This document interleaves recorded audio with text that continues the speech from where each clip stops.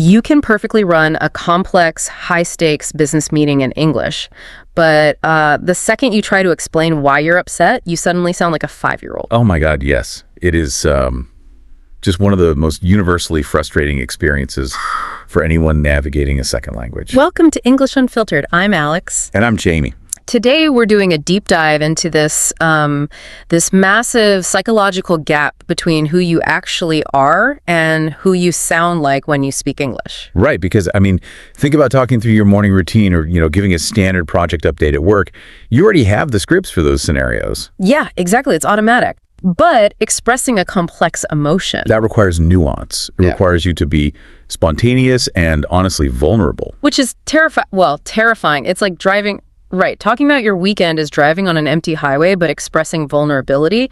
That's trying to navigate a hurricane with a blindfold. Your brain just shuts down. That is a perfect analogy. Because when you add the cognitive pressure of, translating and monitoring a second language, your working memory basically just hits a bottleneck. So it's like trying to run a next-gen video game on a 10-year-old computer. Yes. You only have so much mental RAM.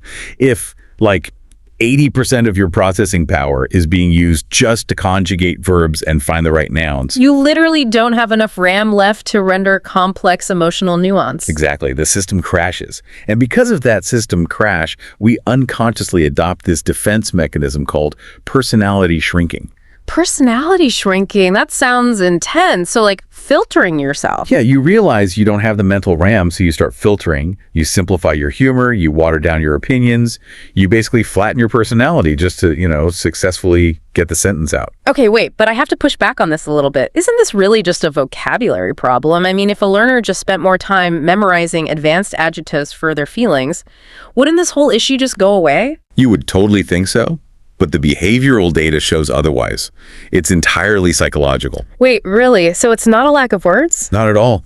Even learners with massive vocabularies fall into this trap because expressing deep emotion in a second language feels inherently unsafe. Unsafe how? Like a form of social anxiety? Precisely. You don't fully trust your linguistic tools yet, which means you don't know exactly how the other person is going to receive your nuance. Oh, wow. Yeah, because if you use a slightly wrong tone when making a sarcastic joke... it completely falls flat. Or if you miscalibrate an emotional word, you might actually accidentally offend someone.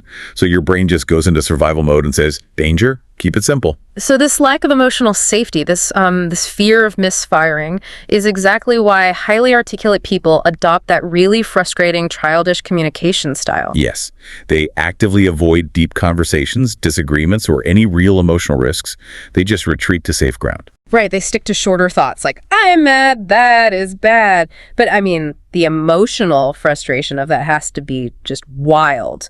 You have this highly intelligent adult trapped behind these reduced, almost childlike personality patterns. It feels incredibly isolating. But this is where the ultimate revelation comes in. If you take away anything from this deep dive, it should be this.